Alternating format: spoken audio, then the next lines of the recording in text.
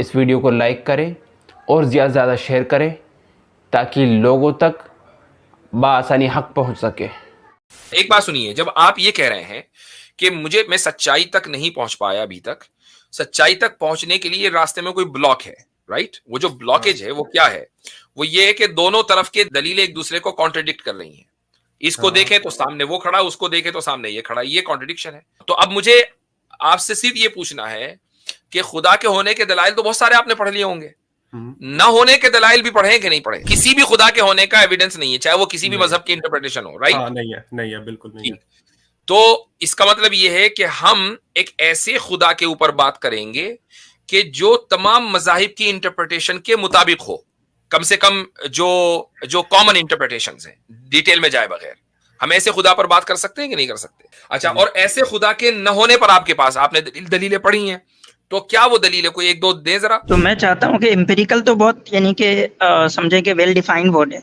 इस टेस्टेबल थोड़ा सा वेल डिफाइंड नहीं है, इसको थोड़ा डिफाइन कर दें कि जब आप टेस्टेबल कह रहे हैं तो क्या मतलब है। क्योंकि जब हम कोई अभी ला के देंगे आपको आर्ग्यूमेंट, तो आप कहेंगे नहीं ये टेस्टेबल है ही नहीं।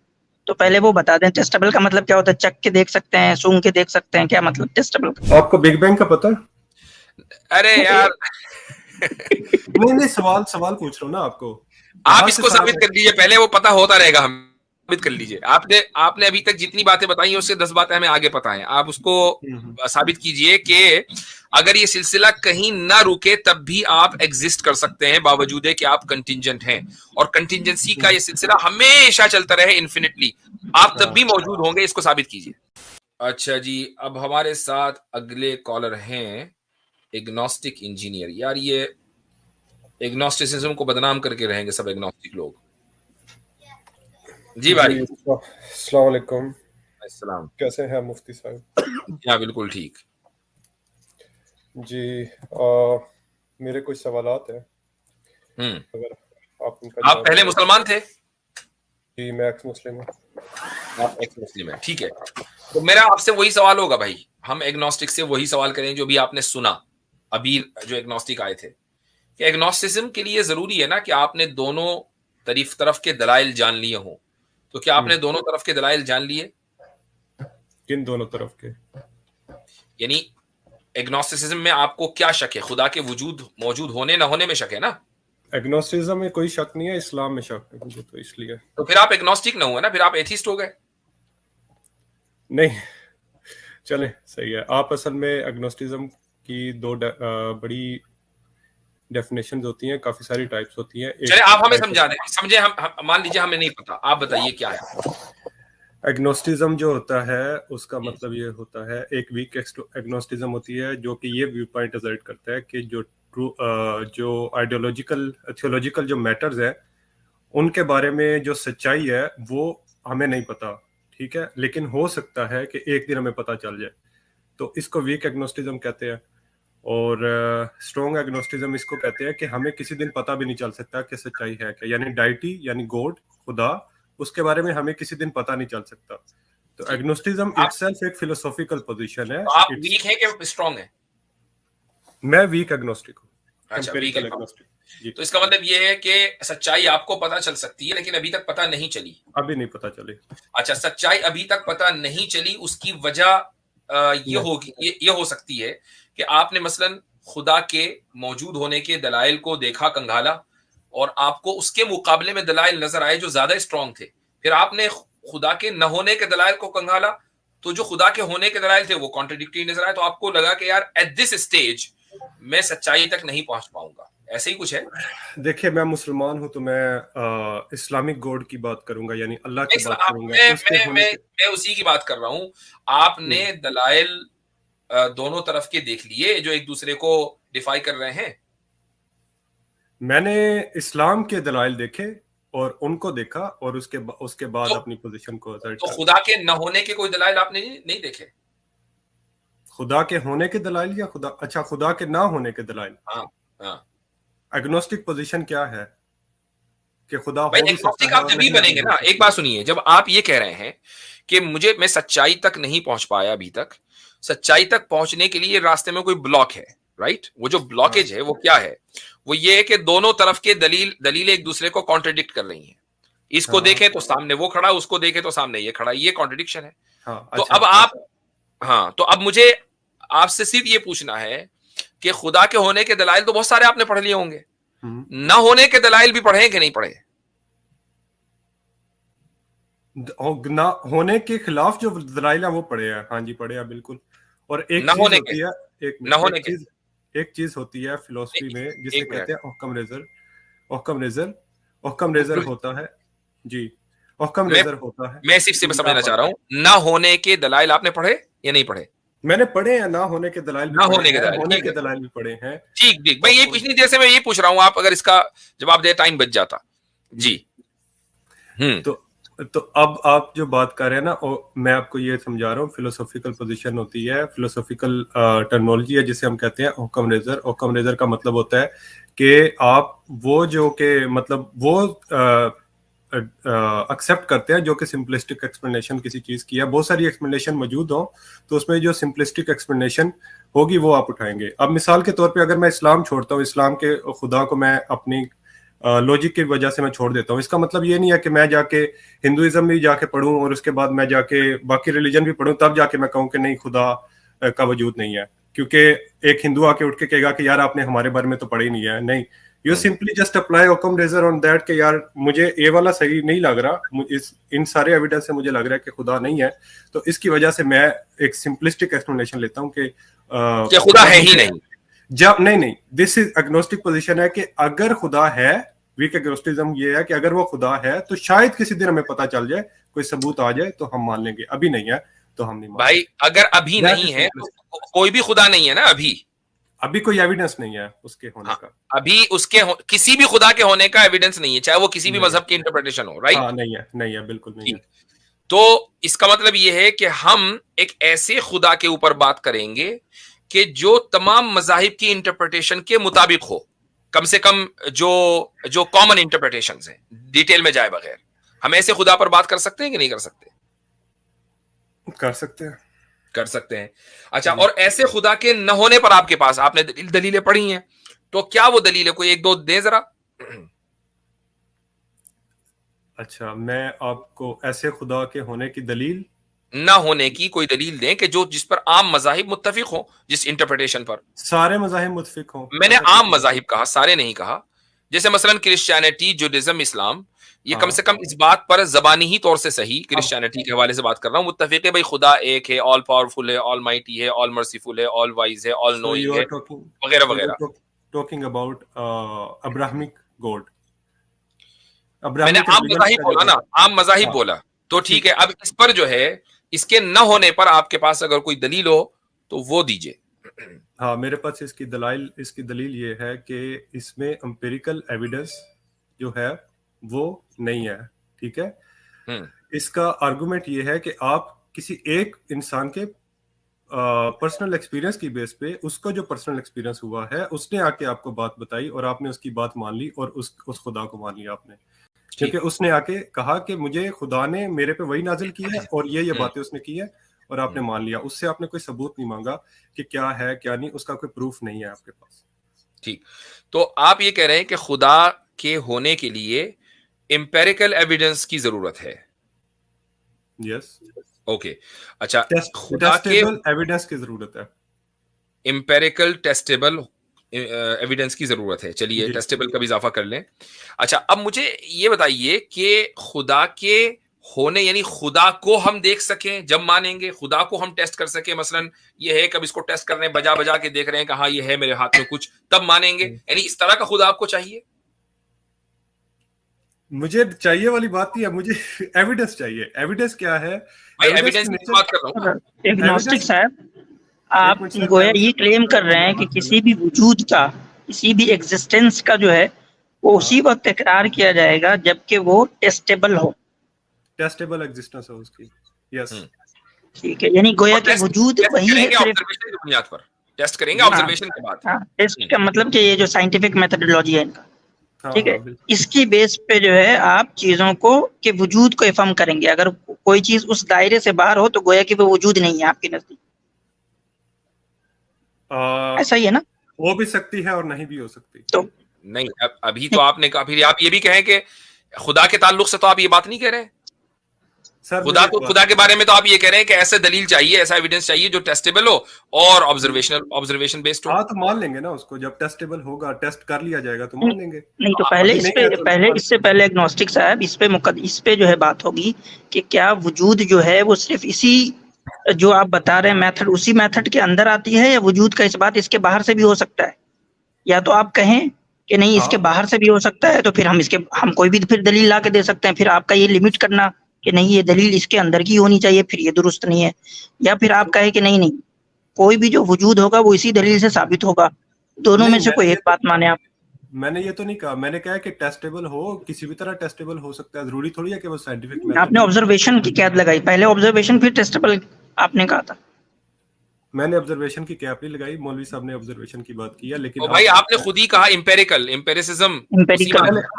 चले सही है, आप टेस्टेबल सिर्फ ले ले, ठीक है, किसी भी तरह टेस्ट नहीं, आप कुछ भी मेरी तरफ गढ़ दे और कह रहे चले सही है। आप खुद बोला आपने एम्पेरिकल। अच्छा मैंने मतलब एग्नोस्टिक साहब आपका क्राइटेरिया क्या है ये खुद अभी तक तय नहीं है। नहीं आप बीच पे नहीं बोले, मैं मौलवी साहब से बात कर रहा था, आप बीच नहीं वो भी मौलवी साहब है भाई, वो भी मौलवी साहब है। मेरी फोटो देख के नहीं लग रहा मैं मौलवी साहब नहीं आप है मौलवी साहब, लेकिन ये जरा डेंजरस मौलवी साहब, इसलिए आप उनसे बात नहीं करना चाह रहे। नहीं चले मैं बात उनसे कर लेता हूँ, फिर एक इंसान से बात कर लेता हूँ। आप मुझे बता दे किससे बात करी, मैं उससे बात कर लेता हूँ। हम दोनों ही बात करेंगे, पूरा पैनल यहाँ मौजूद है। आप पैनल से बात करने के लिए आए हैं। चले आप टेस्टेबल, तो आपने एम्पेरिकल का लफ्ज आप वापस ले लिया। नहीं एम्पेरिकल हो या टेस्टेबल हो, इन दोनों में से कोई भी हो, I am okay with that, ठीक है। अच्छा ठीक है, तो जी आसिम भाई आप कुछ कह रहे थे। तो मैं चाहता हूँ कि एम्पेरिकल तो बहुत यानी कि समझे कि वेल डिफाइंड वर्ड है। इस टेस्टेबल थोड़ा सा वेल डिफाइंड नहीं है, इसको थोड़ा डिफाइन कर दें कि जब आप टेस्टेबल कह रहे हैं तो क्या मतलब है। क्योंकि जब हम कोई अभी ला के देंगे आपको आर्ग्यूमेंट, तो आप कहेंगे नहीं ये टेस्टेबल है ही नहीं। तो पहले वो बता दें टेस्टेबल का मतलब क्या होता है। चख के देख सकते हैं, सूंघ के देख सकते हैं, क्या मतलब टेस्टेबल का। मैं आपको एक मिसाल देता हूँ इस पे। टेक एग्जांपल के एक साइंटिफिक स्पेकुलेशन है कि एक पैरेलल यूनिवर्स हो सकता है जो कि इन यूनिवर्स को मतलब क्रिएट करता है। पैरेलल यानी मल्टीवर्स की एक कॉन्सेप्ट है। तो अब हम उसको अभी हम मान नहीं रहे, बस इट जस्ट एन स्पेकुलेशन। जब कोई टेस्टेबल एविडेंस आ जाएगा मान लेंगे, जो उसका टेस्टेबल होगा उसी तरह का टेस्टेबल एविडेंस। तो ये गोया आपका टेस्टेबल एम्पेरिकल ही है और कुछ नहीं है। हाँ यही बात है ना, आपने टेस्टेबल को डिफाइन एम्पेरिकल से कर दिया। नहीं आपने अजर्ट किया ना अभी, क्या नाम है तो भाई आप डिफाइन कर दिए ना कि टेस्टेबल का मतलब मेरे नजदीक ये है। आप कोई एविडेंस जो आपके दिमाग में आर्गुमेंट है आप लेकर आए, मैं फिर बताऊंगा कि वो टेस्टेबल। लफ्ज आपका लेकर मैं आऊं, आपने एक लफ्ज इस्तेमाल किया तो यकीनन उस लफ्ज की जो पूरी डेफिनेशन है वो आपके जहन में होगी। जब ये आपने कहा या तो एम्पेरिकल हो या टेस्टेबल हो, और टेस्टेबल का लफ्ज आपने बाद में ऐड किया एम्पेरिकल के बाद, तो कोई ना कोई उसके पीछे मकसद होगा उस लफ्ज के इस्तेमाल करने का, तो वो आपको पता होना चाहिए ना मेरे भाई। मुझे पता है, लेकिन मैं अभी आपको तो वो क्या है? नहीं मिसाल नहीं, आप उसको डिफाइन करें, आप उसको डिफाइन करें। वो मिसाल इस पर सादिक नहीं आ रही। आपने कहा कि हम इसलिए नहीं मान रहे मल्टी यूनिवर्स क्योंकि अभी उसको टेस्ट नहीं किया। भाई टेस्ट कैसे करेंगे बताइए, कैसे होगा? एक काम करता हूँ, आपको मैं सारा बता देता हूँ कि टेस्टेबल क्या होता है। एक मिनट अभी रुक जाइए, वो आप बताएंगे। अभी रुक जाइए, मल्टीवर्स थ्योरी को आप जब मानेंगे जब उसका टेस्ट हो जाएगा, तो कैसे होगा उसका टेस्ट? क्या आपके नजदीक उसका मेयार है, उसका टेस्ट कैसा होना चाहिए? ये तो साइंसदान नहीं बता सकते, तो मैं कैसे बता सकता हूँ इस वक्त। वाह भाई, यानी आप मानेंगे जब टेस्ट हो जाएगा, लेकिन आप खुद टेस्ट नहीं करेंगे, साइंसदान करेंगे। मैं खुद टेस्ट करूंगा।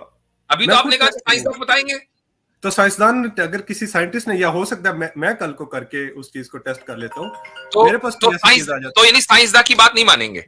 साइंसदान की बात मानूंगा, हो सकता है मैं की बात मानेंगे ना, एक्सपर्ट की बात मानेंगे, खुद टेस्ट नहीं करेंगे या खुद करेंगे? सुन लेना बात सुन लेना। अब अगर मैं एक लैब में काम कर रहा हूँ, साइंसदान ने मुझे बताया कि रजिस्टर में से इतना करंट गुजारे तो इतना वोल्टेज, या इतना वोल्टेज हो तो इतना करंट गुजरता है, ठीक है। अब साइंसदान ने करके मुझे बताया, मैंने वो टेस्ट कर लिया लैब में, जिस तरह से उसने बताया रिप्रोड्यूसेबल वो चीज है, ठीक है। अब आप खुद टेस्ट करेंगे मल्टीवर्स का? यार अगर कोई साइंसदान आके मुझे बता देगा, हो सकता है कि मैं अगर अपनी लैब में सेटअप कर सकता हूँ मल्टीवर्स का, तो मैं कैसे करेंगे? उसका क्या मेयार आपके नजदीक है वो बताइए। कोई लॉजिक होगा उसके पीछे, क्या लॉजिक करें, कोई रीजन कुछ भी, मतलब यानी इसका मतलब अकली बुनियादों पर आप कर सकते हैं, एम्पेरिकल जरूरी नहीं है। हाँ अकली बुनियादों पे कर सकते हैं, logic is also logic is also part of, मतलब थॉट एक्सपेरिमेंट्स जो होते हैं वो लॉजिक की बेस पे ही होते हैं, तो आप उस पे अच्छा, भी कर तो सकते हैं, फिर mathematics पूरी base इसका पे। मतलब ये हुआ कि अगर अकली बुनियादों पर ये खुदा का वजूद साबित हो जाए तो ये जरूरी नहीं है ठीक कि है, आप, ठीक है, ये जरूरी नहीं है कि आप फिर एम्पेरिकल एविडेंस की डिमांड करें, राइट? हाँ ठीक है, नहीं ठीक। जरूरी। जी आसिम भाई। जी। तो इसमें बहुत सारे हमारे पास तो इतने आर्गुमेंट है कि बात करें तो पूरी रात हो जाए। हाँ। चले मैं बहुत सिंपल सा एक आर्गुमेंट पूछता हूँ आपसे। आप जो है वो कंटिंजेंट हैं, यानी आप जो है वो यानी खत्म होने वाले हैं या हमेशा रहने वाले हैं? मैं खत्म होने वाला, मेरी मतलब यानी जो डिपेंडेंट हैं आप, डिपेंडेंट हैं। हाँ, जिस्मानी जिंदगी है वो खत्म होने वाली है, आप बिल्कुल। डिपेंडेंट हैं ना? हाँ ठीक है, तो ये आप जिस पे डिपेंडेंट है वो भी डिपेंडेंट होगा। हाँ बिल्कुल। चल, तो ये डिपेंडेंट की सीढ़ी कहीं ना कहीं जाके तो रुकेगी ना, किसी ऐसे पिलर पे तो रुकेगी जो इंडिपेंडेंट हो। जरूरी थोड़ी है। जरूरी है? नहीं जरूरी है तो फिर आपका एग्जिस्टेंस यहाँ पे हो ही नहीं सकता। With in this time and space तो हम जाएंगे तो हम, अगर आप कहें कि कोई इंडिपेंडेंट उधर पिलर नहीं है खड़ा हुआ जो सारे डिपेंडेंट को संभाले हुआ है, तो फिर आप आए कहाँ से? बिग बैंग की थ्योरी का पता है आपको? भाई ये सब बचकाना बातें हो गई, थ्योरी का पता है ये? नहीं, आप नहीं, सीधा आप इसका आंसर करें कि जो डिपेंडेंट है वो अगर कहीं इंडिपेंडेंट पिलर पे नहीं रुकेगा तो क्या आपका एग्जिस्टेंस यहाँ पे होगा? हो भी सकता है। कैसे हो सकता है? कैसे? हाँ, इसको साबित करें। आपको बिग बैंग का पता है? अरे यार नहीं, सवाल पूछ रहा हूँ ना आपको। आप इसको साबित कर लीजिए पहले, वो पता होता रहेगा, हम साबित कर लीजिए। आपने अभी तक जितनी बातें बताई हैं उससे 10 बातें हमें आगे पता हैं। आप उसको साबित कीजिए कि अगर ये सिलसिला कहीं ना रुके तब भी आप एग्जिस्ट कर सकते हैं, बावजूद है कि आप कंटिंजेंट हैं, और कंटिंजेंसी का ये सिलसिला हमेशा चलता रहे इनफिनिटली, आप तब भी मौजूद होंगे। इसको साबित कीजिए। नहीं, मैं नहीं हो सकता। अगर इन्फिनिटी चलता रहेगा तो फिर नहीं हो सकता। तो यार ये बात आप पहले मतलब कह कहीं ना कहीं जो है कोई इंडिपेंडेंट पिलर है। वो पॉइंट सही मतलब समझ नहीं आ रही थी ना उनकी, तो सही नहीं हो सकता, बिल्कुल नहीं हो सकता। तो आप यानी कि डू यू एग्री के कोई ना कोई इंडिपेंडेंट पिलर है जो ये सारे, जिस पे ये सारे डिपेंडेंट जो है वो जो इवेंट्स है वो उस पर टिके हुए हैं? हाँ बिल्कुल, ठीक है। कोई इंडिपेंडेंट पिलर है। तो फिर एक इंडिपेंडेंट पिलर साबित हो रहा है, दैट इज गॉड। हाँ, वो मेरी नजर में बिग बैंग है, आपकी नजर में गॉड है। ठीक है। नहीं, आपकी नजर में बिग बैंग तो खुद भाई एक इवेंट है। इवेंट है ना, इवेंट गॉड है। बिग बैंग के बाद बिग बैंग तो खुद डिपेंडेंट एक इवेंट है भाई। बिग बैंग के बाद ही टाइम, आप कैसे साबित करते हैं कि वो डिपेंडेंट इवेंट है? क्या आपको पता है? क्योंकि भाई वो एक इवेंट है, एक टाइम फ्रेम में वो एक इवेंट है, तो इसका मतलब ये है कि वो कंटिंजेंट है। अगर वो कंटिंजेंट नहीं होता तो वो उसी स्टेटस में रहता। वो अगर कंटिंजेंट नहीं रहता तो वो उसी स्टेटस में रहता। अगर बिग बैंग कंटिंजेंट नहीं होता तो आप जो है वो उस इवेंट्स के पार्ट कैसे बनते? आप बन ही नहीं पाते। सर, आपकी बात को मैं स्टीलमैन कर रहा हूँ। आप ये कह रहे हैं कि जो बिग बैंग है वो भी किसी टाइम और स्पेस में हुआ है, आप ये कह रहे हैं? क्योंकि आपकी बात अभी आपने ये बात की है। नहीं, वो कंटिंजेंट है। बिग बैंग भी जो है वो एक, बात ये हो रही है कि बिग बैंग जो है वो खुद कंटिंजेंट है। अगर वो कंटिंजेंट ना होता या डिपेंडेंट ना होता, इंडिपेंडेंट होता, तो वो कभी चेंज ना होता, उसके अंदर कोई मजीद इजाफा, कमी बेशी कुछ ना होती, वो अपनी जगह रहता। हाँ, लेकिन आप मुझे ये बात बताएं कि ये किसी चीज का आपने ये आपने खुद ही डिफाइन किया ना। आपने कहा कि मैं खत्म होने वाला हूं। अच्छा जी, खत्म होने का क्या मतलब है? जी मैं कंटिंजेंट हूं इसलिए मैं खत्म होने वाला हूं। तो बिग बैंग भी होकर खत्म हो गया, राइट? तो इसका मतलब बिग बैंग भी कंटिंजेंट हुआ, इंडिपेंडेंट तो न हुआ। तो बिग बैंग को आप इंडिपेंडेंट कैसे मान रहे हैं? अच्छा चले, मैं इस बात को भी मान लेता हूं कि आप कह रहे हैं बिग बैंग डिपेंडेंट है या इंडिपेंडेंट है। पोजीशन क्लैरिफाई कर दो मुझे। भाई डिपेंडेंट है ना, वो कंटिंजेंट है। जो बिग बैंग को अगर मान भी लें आप, आपकी बात मान ली, बिग बैंग डिपेंडेंट है, ठीक है। आप ये कह रहे हैं कि बिग बैंग जो है वो डिपेंडेंट इवेंट है, किसी और फोर्स ने बिग बैंग किया, और उसको आप कह रहे हैं कि ये वो फोर्स जो है वो खुदा की फोर्स नहीं, इसके लिए कॉज का आप लफ्ज इस्तेमाल करें तो ज्यादा बेटर होगा, फोर्स से ज्यादा। कॉज का लफ्ज आप, किसी कॉज ने बिग बैंग कॉज किया, ठीक है, वो खुदा की जात है। इससे आपका खुदा कैसे साबित होता है? वो रिलीजियस गॉड जो अल्लाह है। अभी तो हमारा सिर्फ एक वजूद साबित हो गया ना। मतलब एक इंडिपेंडेंट वजूद साबित होंगे। अभी तो एक क्वालिटी उसकी साबित हुई है, अभी धीरे धीरे, अभी स्टेप बाय स्टेप चलेंगे ना। पहली सीढ़ी तो माशाल्लाह आपने हमारे साथ तय कर ली कि आपने एक इंडिपेंडेंट बीइंग के आप कायल हो गए। ठीक है, ठीक है, हो गए नहीं, एक मिनट, ये for the sake of argument है या हो गए? मैं आर्गुमेंट समझना चाह रहा हूँ, ठीक है, मैं बात समझ। तो इसका मतलब अभी नहीं हुआ है, तो आर्गुमेंट समझ लीजिए आगे बढ़ने से पहले। देखिए, जब आप भाई जो मुझे सुन बिग लीजिए, बैंग, जब बिग बैंग आपने खुद मान लिया कि बिग बैंग डिपेंडेंट है, तो उसके पीछे जो कॉज होगा वही इंडिपेंडेंट होगा। तो एक इंडिपेंडेंट कॉज के जिसको हम खुदा कहते हैं, आप उसके वजूद के कायल हैं कि नहीं? किसी कॉन्शियस वजूद के कायल जरूरी नहीं तो नहीं है वो अभी उसको कॉन्शियसनेस का भी हाँ। छोड़ दें, अभी सिर्फ एक इंडिपेंडेंट वजूद के कायल हैं कि नहीं। इंडिपेंडेंट कुछ भी हो सकता है भाई वो आप बात सिर्फ देखेंगे बाद में। अभी हम साबित करेंगे। आप इस इंडिपेंडेंट वजूद के एग्जिस्टेंस के कायल हो गए कि नहीं हो गए? क्यों इतना डर लग रहा है? मैं मान गया हूं आपकी बात, ठीक है, कायल हो गया, मैं आगे बढ़े आप। नहीं, for the sake of argument नहीं, आगे तभी बढ़ेंगे। हाँ, आपको अगर कोई शक है या एतराज है तो एतराज कीजिए अभी। क्योंकि मुझे पता नहीं है ना उससे पीछे क्या है, ना किसी साइंसदान को भी नहीं पता कि उससे पीछे भाई क्या है। हम तो क्या की बात हम कॉन्शियस उसको वजूद को एक मिनट, साइंस मुझे सुन लीजिए, अभी जो भी आपने कहा ना कि किसी साइंसदा को भी नहीं पता, साइंसदा को कैसे पता चलता है? साइंटिफिक मेथोडोलॉजी से पता चलता है ना। आप तो खुद ही ये मानकर आ रहे हैं कि साइंटिफिक मेथोडोलॉजी का होना जरूरी नहीं है खुदा को जानने के लिए, तो साइंसदा की बात कहां से आई? देखिए, साइंटिफिक मेथोडोलॉजी जो होती है, साइंटिफिक मेथोडोलॉजी के अंदर भी इवन साइंटिफिक मेथोडोलॉजी ऑब्जर्वेशन पे डिपेंड करती है, लेकिन साइंटिफिक स्पेकुलेशन भी कोई चीज होती है जो कि आप लॉजिक से, वो स्पेकुलेशन भी भाई ऑब्जर्वेशन ही के ऊपर कुछ ना कुछ ऑब्जर्व करते हैं, उसके बाद फिर स्पेकुलेट करते हैं। कहीं ना कहीं तो कुछ ना कुछ ऑब्जर्व करेंगे ना, या जहन में एक आइडिया आया बस जड़ दिया, ऐसा तो नहीं होता ना। हाँ। तो अभी आप थोड़ी देर पहले जो पूरी साइंस इंपेरिसिज्म के ऊपर डिपेंड करती है उसको कहकर आ रहे हैं कि नहीं, इंपेरिकल डाटा की कोई जरूरत नहीं है, अकली बुनियादों पर मैं कबूल कर लूंगा। अब हमने आपको अकली दलील देनी शुरू की, तो आपने कहा कि साइंटिस्ट को क्या पता कि बिग बैंग से पहले क्या था, फिर आप दोबारा साइंटिस्ट पर आ गए। तो ये सर्कुलर रीजनिंग नहीं तो और क्या है भाई? नहीं, मैं सर्कुलर रीजनिंग नहीं अप्लाई कर रहा, आप जरा इस जगह पे पॉइंट समझिए। मैं कह रहा हूँ कि मुझे कैसे पता हो सकता है कि उससे पहले कोई जो इंडिपेंडेंट, चले मान लेते हैं, ठीक है, आपकी बात मान लेते हैं, कैसे पता हो सकता है? अभी आपको दलील दी ना पता होने की, अभी तो दलील दी कि कैसे पता हो रहा है।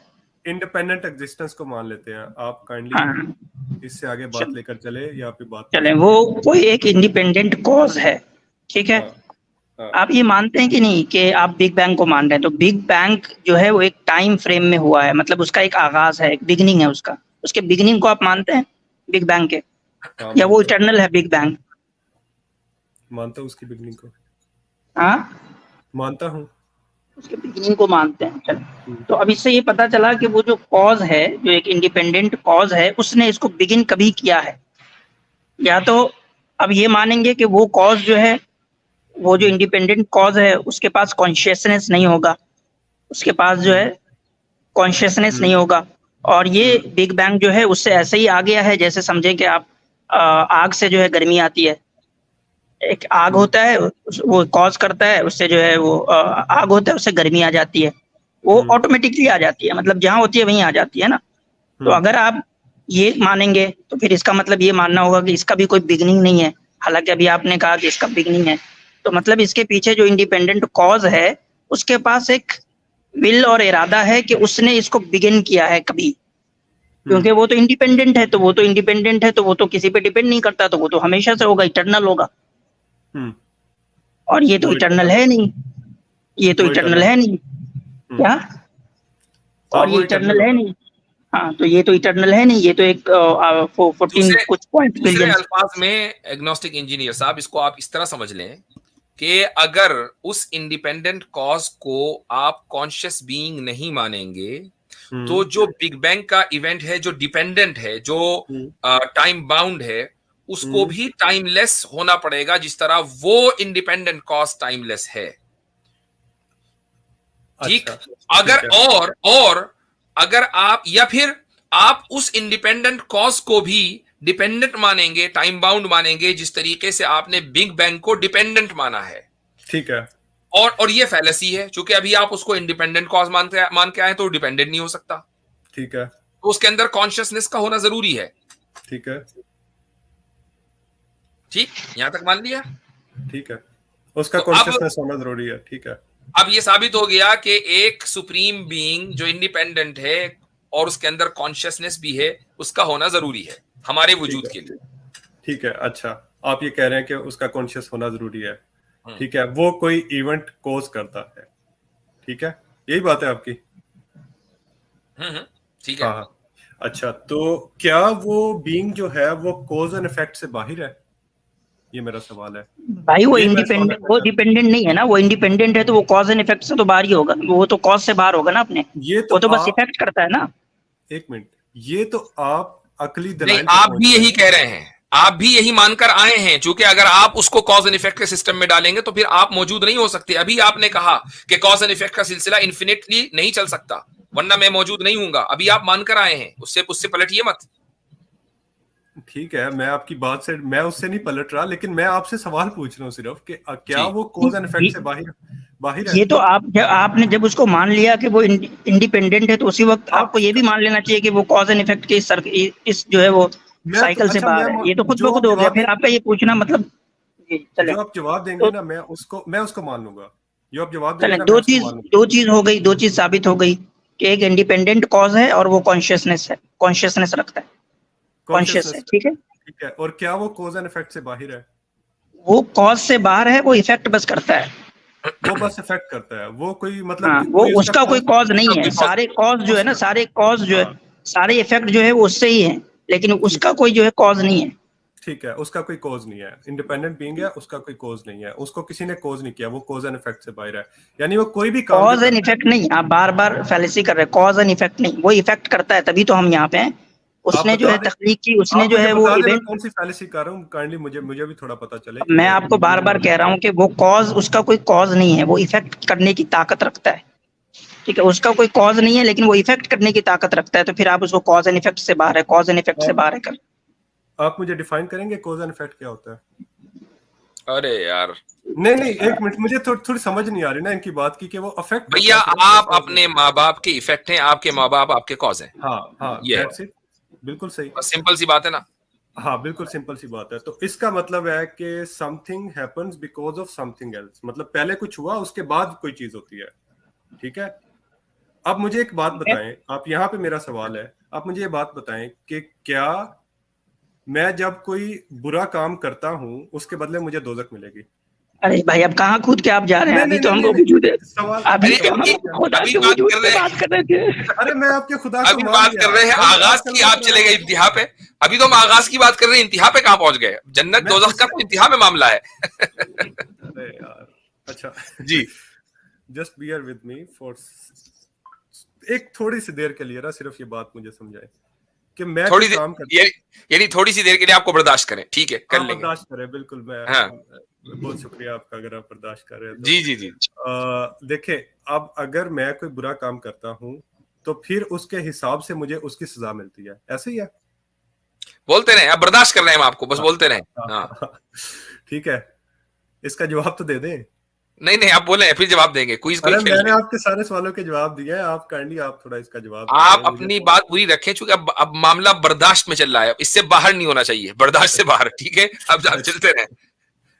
अच्छा, हाँ, अगर मैं कोई काम करता हूं और उसके बदले में मुझे कोई सजा या जजा मिलती है, तो इसका मतलब है कि मेरा जो काम है, यानी कोई खुदा मुझे सजा इस वजह से दे रहा है क्योंकि मेरा काम उसका कोज बन रहा है, उस अफेक्ट का कोज बन रहा है, उस रिजल्ट का कोज बन रहा है।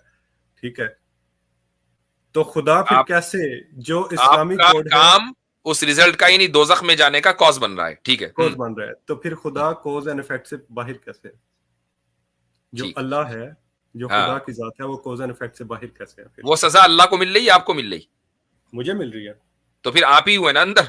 अल्लाह को काहे को ला रहे हैं हाँ अंदर? हाँ, मैं एक मिसाल देता हूँ ना इस पे। अब मिसाल के तौर हाँ, पे मेरे एक यहाँ पे यानी मैंने, अपने अमल का नतीजा आप भुगत रहे हैं, ठीक? मेरी बात सुन ले, और कह रहे हैं कि अल्लाह ताला कॉज एंड इफेक्ट का हिस्सा हुआ। वाह भाई वाह। मेरे सामने गिलास पड़ा हुआ है, मैंने एक गिलास खाली था मेरे पास, ठीक है, मैंने उसमें पानी भरना शुरू किया, वो भर गया। कोस क्या था, पानी भरना शुरू किया, इफेक्ट हुआ, ग्लास भर गया। तो अब ग्लास पे इफेक्ट हो रहा है, लेकिन कोस क्या है, मैं उसको कोस मतलब जो कोस है वो कुछ हो रही है, लेकिन कोस हो रहा है, कुछ हो रहा है। तो अब नहीं नहीं नहीं नहीं नहीं नहीं, आप है कॉज, आपने पानी भरा, हाँ, और इफेक्ट ये है कि गिलास भर गया, ठीक। हाँ, ऐसे ही यहां पर आपने गुनाह किया, इफेक्ट ये है कि आप जलेंगे। हाँ, तो हाँ, फर्क मैं क्या हुआ? जलूंगा, जलाएगा कौन, जलाएगा कौन? अच्छा, अब आप ये कहें कि मैंने गिलास रखा हुआ है, मैंने इसमें पानी भरा, ठीक है, हाँ, मैं, और लेकिन इफेक्ट जो है वो आसिम इफ्तिखार, वो कॉज आसिम इफ्तिखार नहीं साहब नहीं, है। क्यों मुझे भाई? बताएं, जलाएगा कौन मुझे? यानी मैंने कोई भर गलत मैं काम? रहा हूं, भर रहा गिलास है, और कॉज हो गया आसिम इफ्तिखार साहब। अरे मेरे भाई, मैं आपसे बहुत सिंपल सवाल पूछ रहा हूँ, मुझे जला कौन रहा है?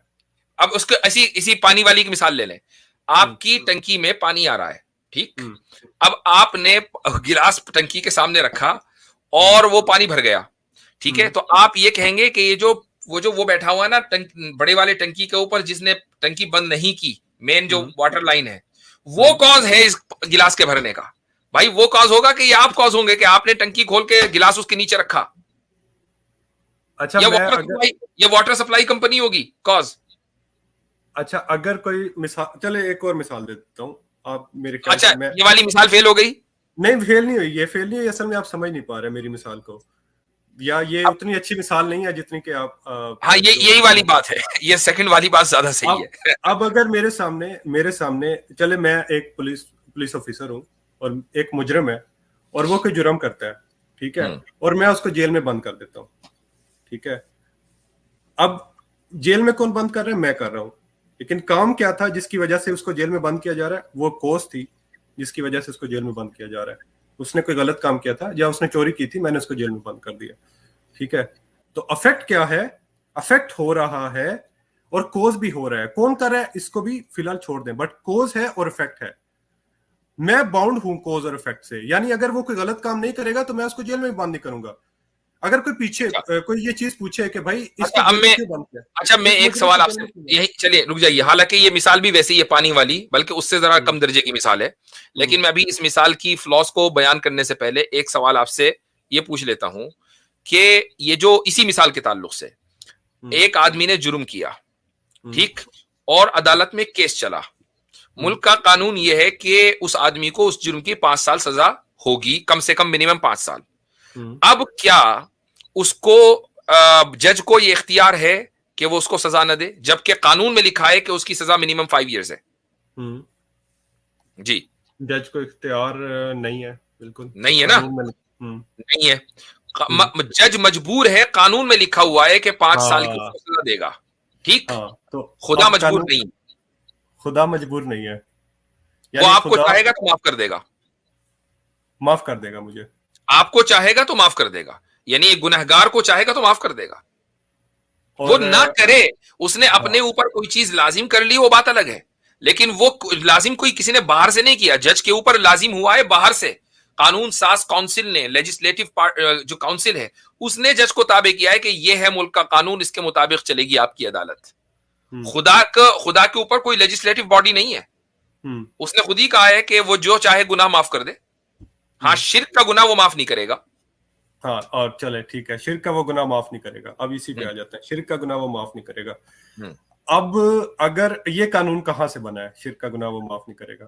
तो कानून इसे खुद बनाया है, उसने खुद बनाया, ठीक है, उसने खुद बनाया। इसका मतलब है कि अगर मैं शिर्क करता हूँ और मैं दोजख में चला गया, ठीक है, खुदा ने मुझे, अब कोज क्या है?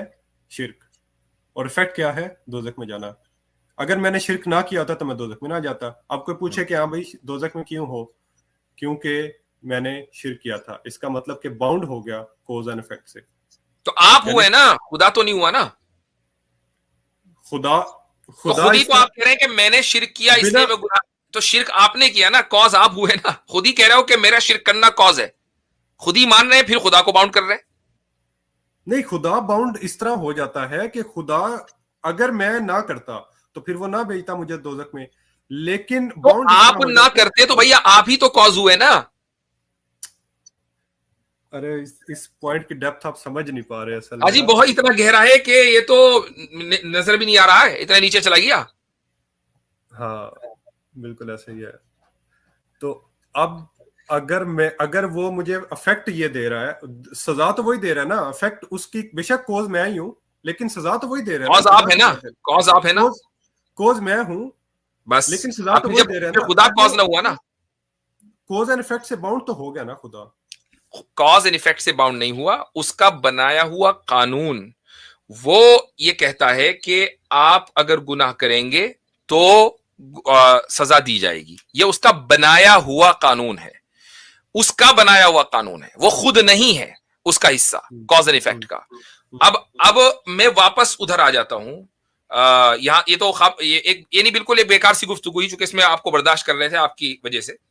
असल बात जो है वो ये है कि शुरू में, मुफ्ती साहब, हाँ, शुरू में आपने इस बात को तस्लीम किया कि हम एक ऐसे वजूद के जो कॉन्शियस बीइंग है उसके कायल हैं और जो इंडिपेंडेंट है। अब मुझे एक बात आप बता दीजिए कि उस इंडिपेंडेंट का कोई कॉज है या नहीं है, आप इसको मानते हैं या नहीं?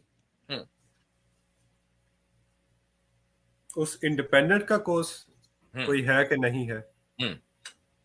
हो भी सकता है, नहीं भी हो सकता। नहीं, ये इतनी गहरी बात ना करें कि हमें नीचे देखना पड़े कि यार गहराई से इस बंदे को निकाले कैसे। हो भी सकता है, नहीं भी हो सकता, क्या मतलब? क्योंकि अगर होगा तो फिर वो इंडिपेंडेंट नहीं होगा ना।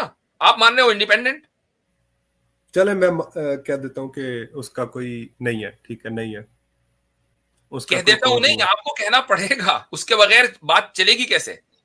इंडिपेंडेंट है तो कॉज नहीं है, और डिपेंडेंट है तो कॉज है। जब आपने उस इंडिपेंडेंट कॉन्शियस बीइंग को इंडिपेंडेंट मान लिया तो ये मानना पड़ेगा कि उसका कोई कॉज नहीं है, उसका कोई कॉज नहीं है, ठीक है, बात खत्म। उसी को हम अल्लाह कहते हैं, ठीक है। लेकिन अब वो कॉज एंड इफेक्ट से बाहर तो नहीं हुआ ना फिर। वो कॉज एंड इफेक्ट से बाहर तो नहीं हुआ ना, वो यही सबसे बड़ा आर्गुमेंट है जो कि ये सबसे बड़ा आर्गुमेंट नहीं, ये सबसे बड़ी जहालत है। एक तरफ आप ये कह रहे हैं कि वो इंडिपेंडेंट है, उसका कोई कॉज नहीं है, फिर खुद ही कह रहे हैं कि वो कॉज एंड इफेक्ट से बाहर नहीं हुआ। वाह भाई वाह, वो मुझे सजा दे रहा है इस वजह से क्योंकि मैंने गलत काम किया, ठीक है, ठीक है। तो ये कॉज और इफेक्ट उसके बनाए हुए हैं। आपका गुनाह करना और उसके नतीजे में सजा देना ये खुदा का बनाया हुआ कानून है। वो खुद जिस चीज को उसने बनाया है वो उसका हिस्सा नहीं है, वो उससे बाहर है। अच्छा, ठीक है, ठीक है, ठीक, चलें, ठीक हो गया, बहुत हो गया। इंशाल्लाह अब बर्दाश्त का पैमाना इतना हो गया है कि वो कहीं लबरेज ना हो जाए, तो फिलहाल अगली मर्तबा आपसे गुफ्तगू करेंगे इंशाल्लाह। चले, सही है, ओके। तो इस वीडियो को लाइक करें और ज़्यादा से ज़्यादा शेयर करें ताकि लोगों तक हक पहुंच सके। इन्नल क़ुरआन लनूर यतफज्जरु फी जनबाती यरफ़उनी इंद मलीकिल ख़ल्क़ि लिअअला अद-दरजाती। इन्नल क़ुरआन लनूर यतफज्जरु फी जनबाती यरफ़उनी इंद मलीकिल ख़ल्क़ि लिअअला अद-दरजाती।